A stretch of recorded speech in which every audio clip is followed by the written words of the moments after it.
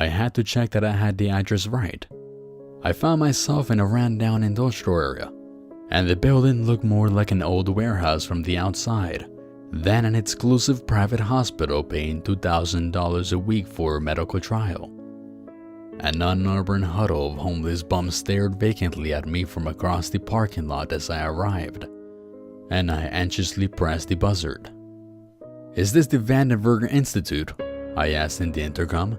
There was no answer, but the door buzzed open into a silent, deserted corridor. As I stared inside, the bums began shouting something at me. "Don't listen to them." A burly employee surprised me, ushering me quickly inside. "Fucking degenerates," shouted out to the vagrants. "Is this the Vandenberg Institute?" I asked again. "The memory trial, right?" the guy said.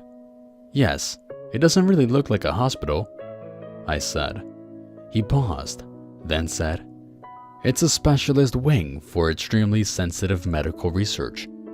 You wouldn't believe the amount of corporate espionage that goes on with these trials." It sounded like he had memorized the words. An off-putting smell of fresh paint and having disinfected permeated the close air. "Displacing memory," began Dr. Vicken, "will be the key to unlocking the true potential of the human brain. I'd like to welcome you all to the state-of-the-art Vandenberg Institute, and thank you all for joining this 12-week trial program." I looked around at the volunteers for the trial. Just 3 others, a couple of young guys, mid to late 20s, and a crazy-looking old guy. He must have been at least 70. Let me first explain the concept of displacement memory by asking you a question. Dr. Vicken pointed at me. "What's your parents' phone number?" "I don't know," I shrugged. "It's programmed into my cell phone." A wide, brilliantly white smile spread across Vicken's face. "Exactly, my boy.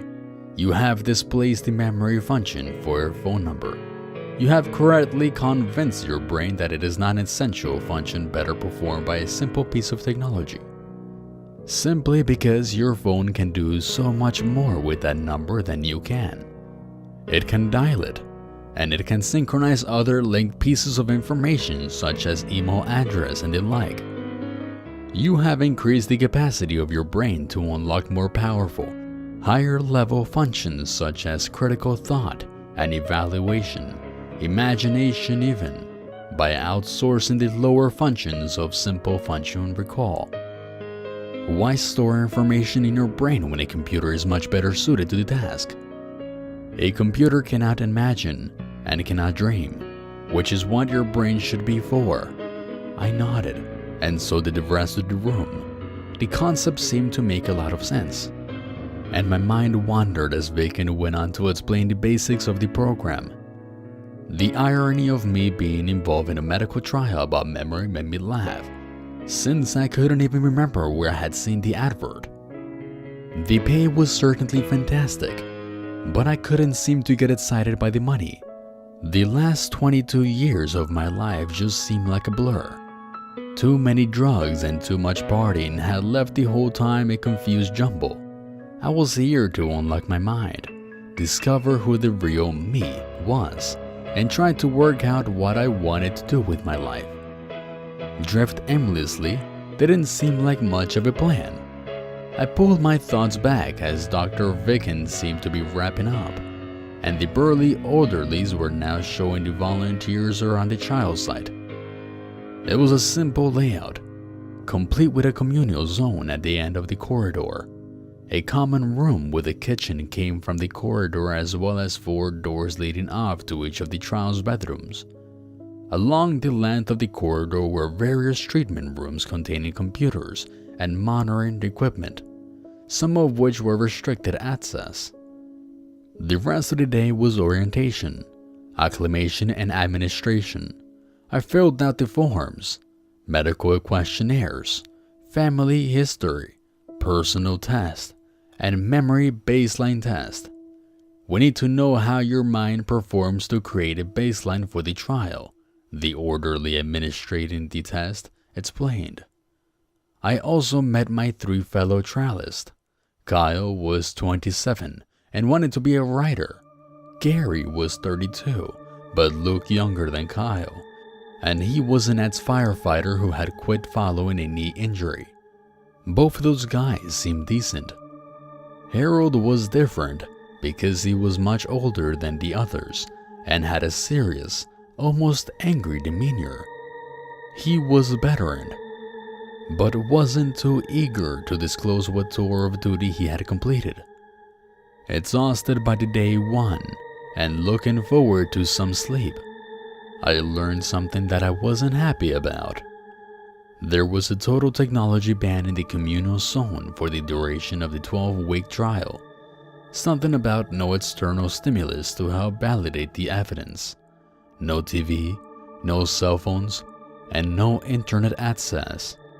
I was not impressed, but I took the opportunity to pick up a random paperback from the small shelf in his room. It turned out to be Dune by Frank Herbert. "Don't you think that it's strange that it's all guys?" I asked Gary. "What?" Gary asked. "The medical team."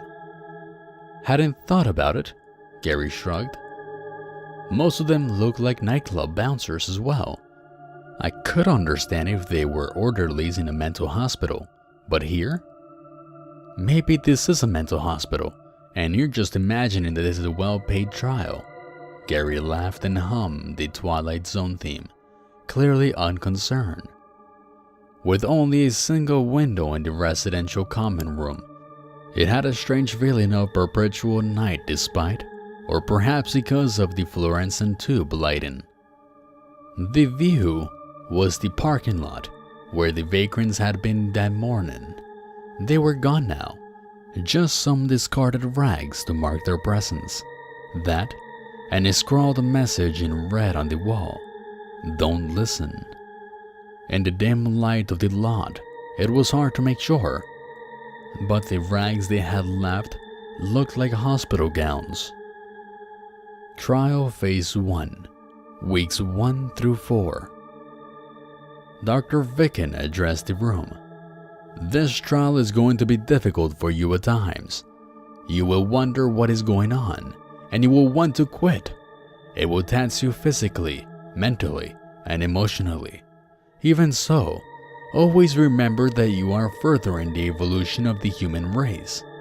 It will take time. You will feel your memory degrade quickly as you increasingly adopt the mind-clearing techniques we will teach. But you will not feel any of the benefits of enhanced cognitive function until sometime after the 8th week. You must free your mind to evolve to that point." Dr. Vicken then outlined the program. "I will try to keep it simple. You will memorize facts and then problem solve them. Next, you will displace facts, meaning that you will move that knowledge to a computer and then actively forget it. When you then problem solve again, more of your brain will be available. This is how we will unlock the latent power of your mind." Preparation for the memory and cognitive test started with a daily yoga regime followed by meditation. "We need to get you into the habit of clearing and focusing your mind," Dr. Vicken said. Yoga was done together, meditation alone. A deep and soothing and languid voice taking me deeper into relaxation, then onto the memory tasks. After the first round of tasks came the displacement. "This is where the injections come in," Dr. Vicken said. "The drugs administered will block the information of short-term memories, rather like pharmaceutical-grade Rohypnol. This will help to clear the recently memorized facts from the exercise, which in turn will help prevent your brain from circumnavigating the recall displacement. We need to help you forget things permanently." This became the routine, and it was grueling. There were 3 daily cycles, and Vicken's warning about the difficulty quickly rung true. I hated it. The yoga was intense and torturous. My brain too wired to settle into the meditation, and I was constantly distracted by the whispering noise from the pipes.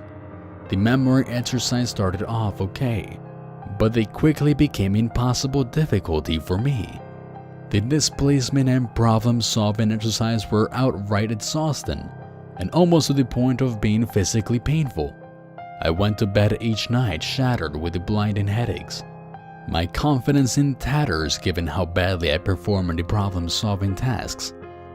There were the drugs. Ah yes, those sweet injections to help me forget. Forgetting seemed to be the only thing I was good at, and I felt like I had forgotten something my whole life. The harder I tried to focus on my life before the start of the trial, the more eluded my grasp. What was it that I did before I came here? The building was old, and at night a constant whispering sound came from the pipes that I hadn't noticed at first. I started to have vivid dreams about spiders and moths, and one night in my dream, I pulled off all their legs and wings and squashed them between my fingers. The next night, they got their revenge, crawling into my throat and eyes, biting and laying eggs. I woke up that morning with a swollen tongue and some sort of rash on my genitals. The doctor said I was just having an allergic reaction to something and that it was nothing to worry about. I slept erratically, and as the trial progressed, things began to play on my mind. The whisperings of the pipes amplified in the eerie silence of the night, and if I strained my hearing, I could convince myself I could make out words. I got up one night to try to get someone to fix that damn pipework, since my maddening quest for sleep was making the whispering noise feel like it was taking over my mind. In the dark corridor, I saw one of the medical staff coming out of one of the restricted doors. He wore a tight vest and sported crude tattoos on his muscled arms. He quickly closed the door, but I caught glimpses of caged animals in the room. "Hey, you can't be here." He walked towards me. "I'm sorry, can something be done about the noises from the pipes, man?" I pleaded. "Get the fuck back in your room. Vicken will kill me if he finds out you've been here." He shoved me back through the open doorway. I was shaken by his aggression. The whispering pipes forgotten in my adrenaline rush. It continued like this for the first 4 weeks. The intensity of these cycles was increasing. Yoga got harder, the periods of meditation got longer, and the recall activities got harder. The doses of drugs got higher, and the mental tasks got more complex. My mood spiraled as the difficulty increased. I would find myself reading the same chapter of my book over and over again, but the words never sank in. Strange still was that the book was no longer Dune, yet I had no recollection of swapping it for the island of Dr. Mario. At night, I continued to dream. Terrible haunting dreams of dogs tearing apart litters of kittens. In the first dream, I wept as I fed them one by one into the mad animal's cage. But by the 5th dream, I was laughing as I did it. One morning, when I woke up, there was flecks of blood in my sink. Rusty water, probably what's making the pipes noisy. The orderly explained without even looking in the sink when I reported it. I wanted to talk to the others about it, but I was worried they would throw me off the trial for cracking under the pressure since everyone else seemed to be bearing up fine. They were only dreams after all, and I really needed money. But what for? I could no longer remember. Trial Phase 2, Weeks 5 to 8. At the start of the 5th week, Dr. Vicken sat down with me. "How are you feeling, Jake? You look troubled." "I don't think I can do this anymore." I was close to tears. "You know, Jake, that your results are the most outstanding, the most extraordinary, don't you?" "What?" I sat up, surprised. "Oh yes, Jake. The others might be bearing up a little better than you to the rigors of the process, but it's you that really interests me. We are going to progress on the 2nd stage of the process starting today, and that's where I really expect you to shine. The smiling doctor reassured me. How can that be? I do so badly on the tasks compared to the others. Let me tell you a secret, Jake. I won't be paying any attention to the results until week 8. This first stage is about acquiring the skills to forget what you already know, and you are, by some considerable distance, the best at this. By week 8, I am confident you will have trained your mind to become an anti-vessel, and that is when you will unlock your true potential. I am very excited for you, Jake, but you must free your mind of this nonsense about giving up the trial. Can you do that, Jake? Can you help unlock the future of the human brain with me? Taken aback by this unexpected compliment and the sincerity of the doctor's appeal, I said, "Yes, of course," with a tear in my eye. It felt like the first compliment, the first kindness I had received in my whole life. Later that morning, Dr. Vicken addressed the full group. Today marks an important first step into phase 2 of the program. Up to this point, we have been trying and succeeding in displacing new and recently formed memories.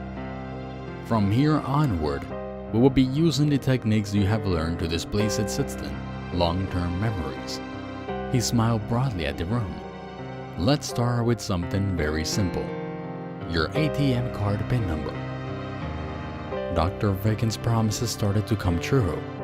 I would walk into a room and not remember why I went there, or I would start a conversation with Kyle and just trail off. The reason for talking to him lost to me. The days flowed with a growing tense. The recall exercises were, in theory, much simpler now.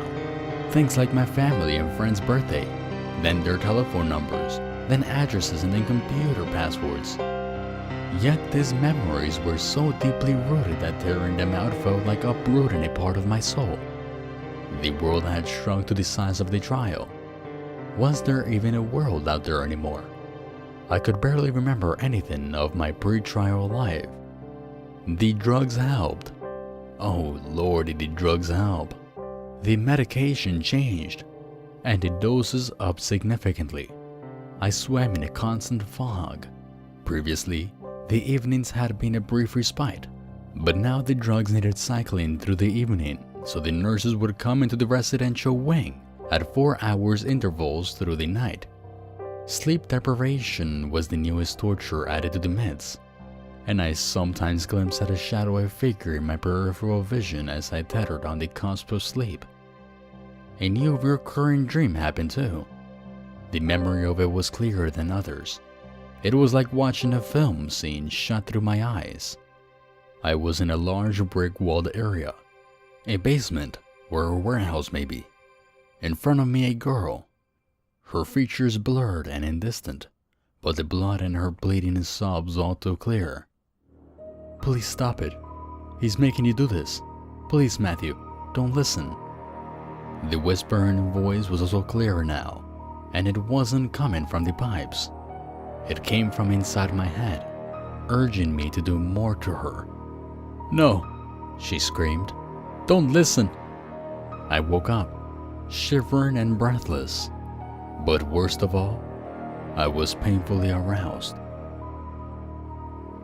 I alternated between insomnia and a coma-like sleep, so deep that rousing from it brought on panic attacks.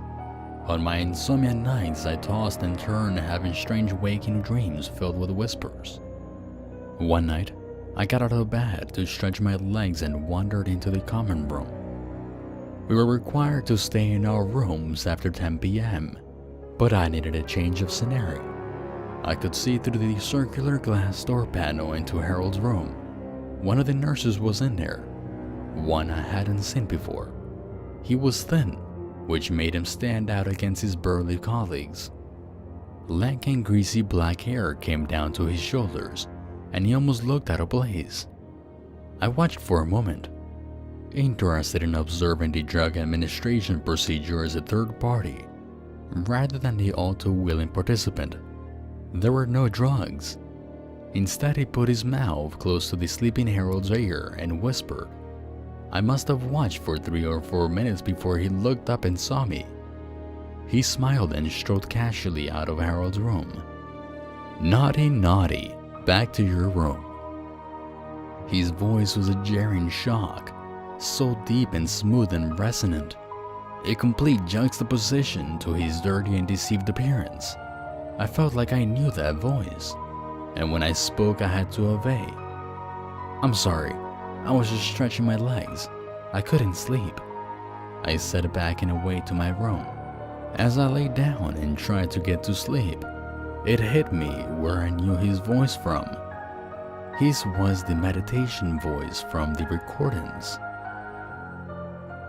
Time was a forgotten concept, so I can only guess when I first saw her. She was sitting in the residential common zone, a pretty brunette about my age curled up into one of the chairs.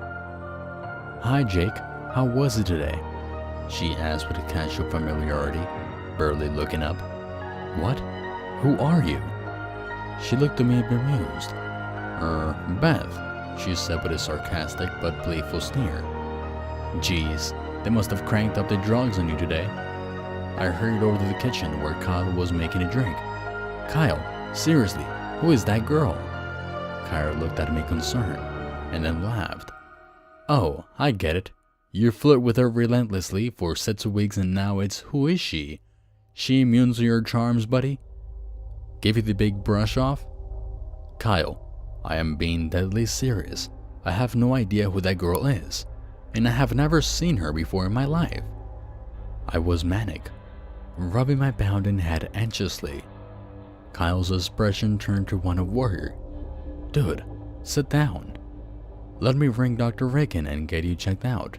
You look really pale." "I don't need to fucking sit down. Who the fuck is that girl?" I shouted, my frayed patience and drug-addled brain snapping to anger. Beth came to the door. "Jake, are you okay?" "Keep away from me," I warned and pushed past her into the common room. That was when it hit me like a sledgehammer. There were 5 bedroom doors leading out of the common room where previously there had been 4. "That's wonderful, Jake." Dr. Vicken laughed when I told him about Beth. "This is not only entirely in the scope of the anticipated side effects of the trial, this is actually exactly what we were looking for. Complete memory displacement of a midterm established memory. Jake, this is a real breakthrough." I stared at him dumbfounded. "I am losing my mind," I said. "Jake, let me show you something." He tapped away at his tablet and brought up a video footage. The timestamp was from that morning. It was me in a room with Dr. Ricken. "Okay, Jake, today we are going to try something exceedingly difficult. We are going to try to create a displacement for an entire person. It will be too difficult to do this with someone you have known your entire life. But to test its efficiency, we need to do it with someone you have a degree of closeness, a degree of emotional attachment to. We're going to have to try to displace your memory of one of your fellow trialists. Let's use Beth, shall we?" I clearly blushed on the video. My hands went on my head, and I wept. I don't know if there were tears of sadness, fear, or joy. I didn't seem to know anything anymore.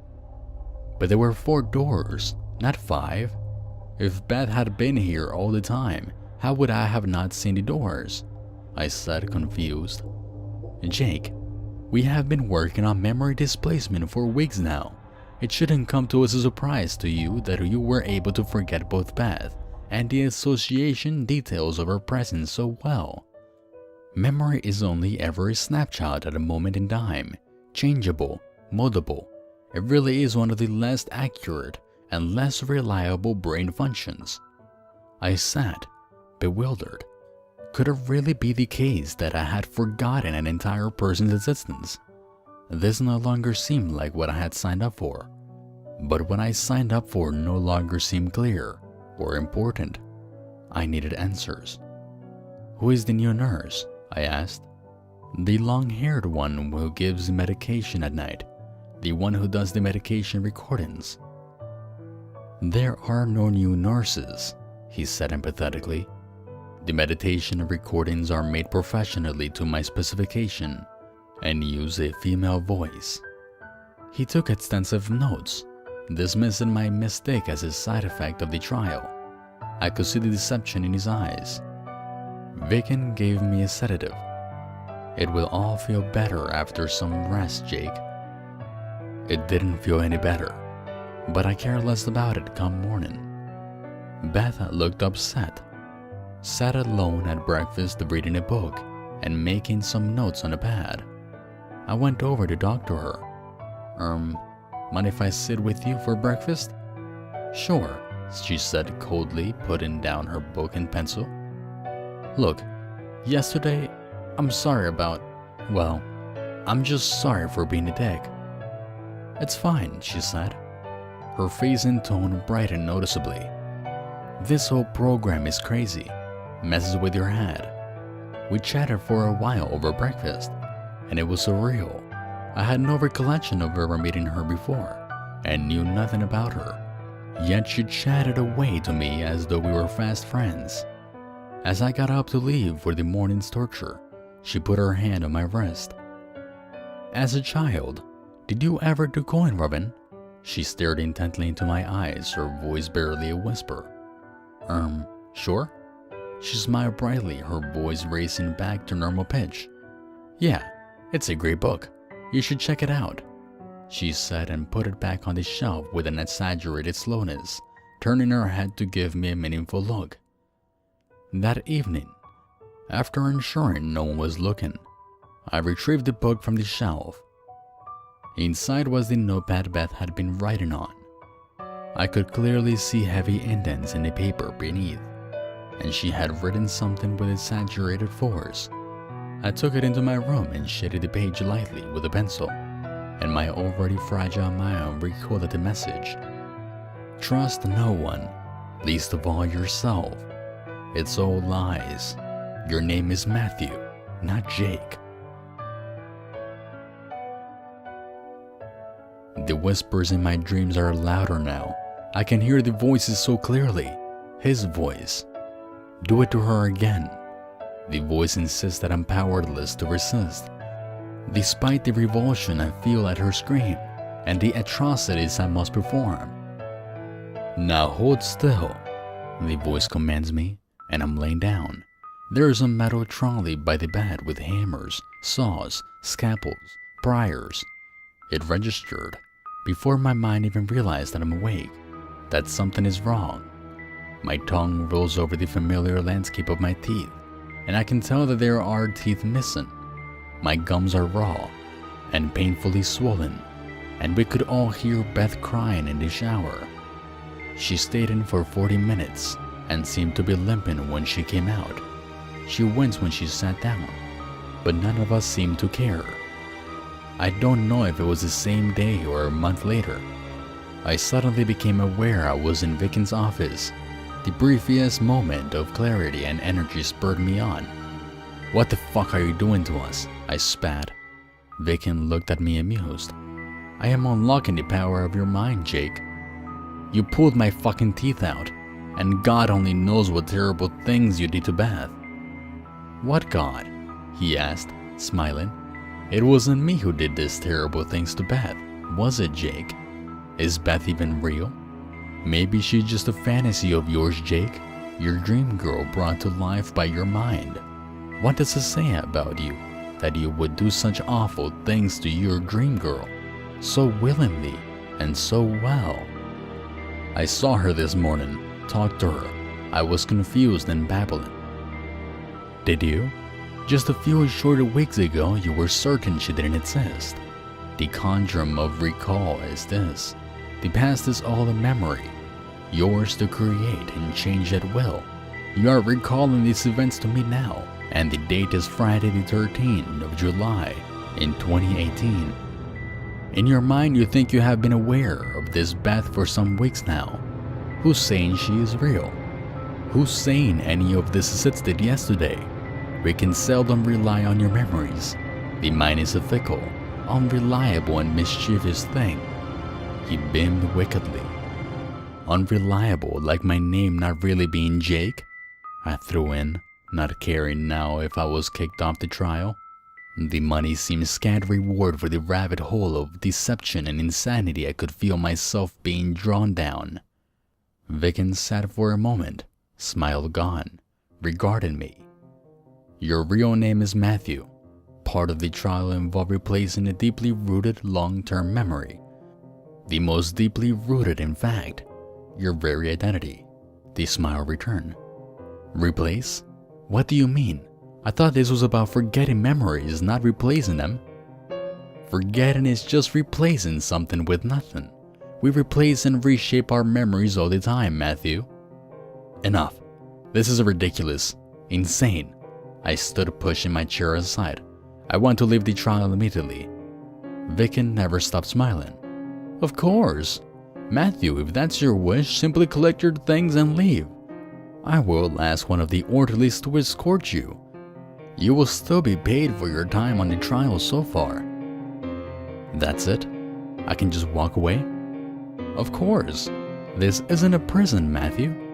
You're here of your own free will. Where will you go? He asked pleasantly. Home, I said.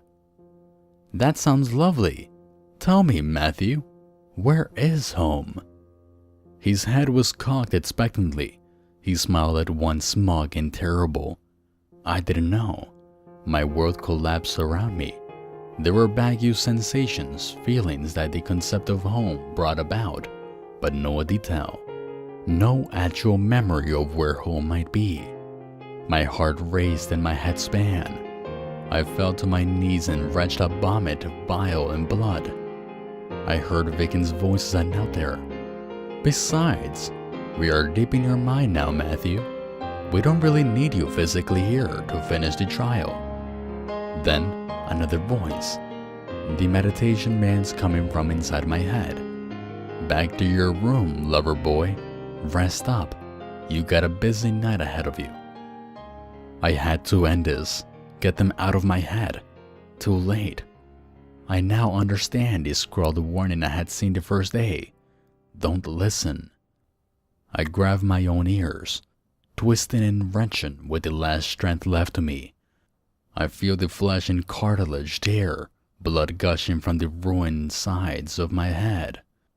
I feel an insane ecstasy come over me as I hold up my torn-off ears to them, my own wet red triumph. Don't listen, I try to say, but I black out from the searing agony. The dreams are more vivid that night than ever before. The screaming, begging voice is less distant now. I hear it as a background noise. Not even a noise, simply a vibration rather than words. It's only his voice I hear, driving me on from one cruel depravity to the next. Her face is clear though, Beth's face. Her face is clear and so is the blood. Blood and worse. In the darkness of the void I hear the click of a recorder, then a voice. I recognize it, but I can't find the name of the person it belongs to. Group 7 were interesting, subject 25 in particular. The group did not produce the prescience phenomena seen in trial groups 5 and 6. We are no closer to the breakthroughs I expected to make on cognitive function and capacity, but remarkable findings of psychosomatic nature were made. Pain tolerance and pain masking levels were extraordinarily high.